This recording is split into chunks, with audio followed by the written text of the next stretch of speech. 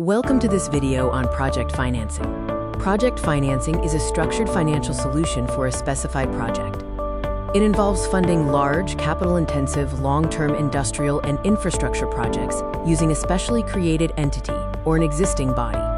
The main characteristics of project financing are long-term funding, using a special purpose vehicle or SPV, non-recourse debt, being cash flow-based, and focused on risk allocation.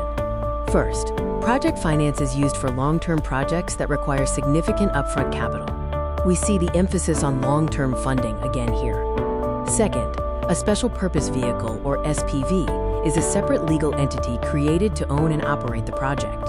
Third, non-recourse debt means lenders have limited recourse to the sponsor's assets. Their primary source of repayment is the project's own revenue. Fourth, project financing is cash flow-based. Loan repayment relies entirely on the projected cash flows generated by the project's operations. Finally, the fifth characteristic is risk allocation. Risks are carefully identified and allocated through contracts between the various parties involved. One method of project financing is debt financing.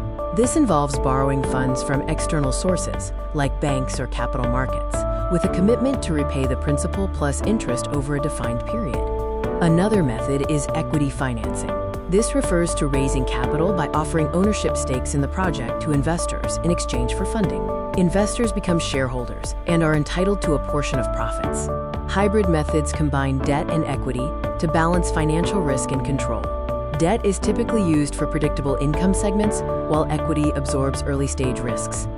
Complementary financing, also known as alternative funding, includes non-traditional sources like government grants, public subsidies, vendor financing, lease arrangements, or crowdfunding. Let's explore the sources of project financing, starting with commercial banks. They are traditional lenders that provide debt financing, often requiring strong creditworthiness and collateral. Development banks and multilateral institutions, such as the World Bank, provide long-term financing, especially for large-scale or sustainable projects in emerging markets.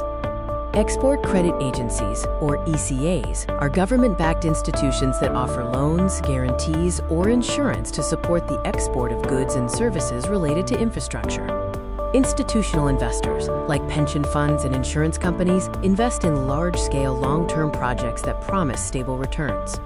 Project sponsors are companies or consortia that initiate and finance projects, often using a combination of equity investment and strategic partnerships.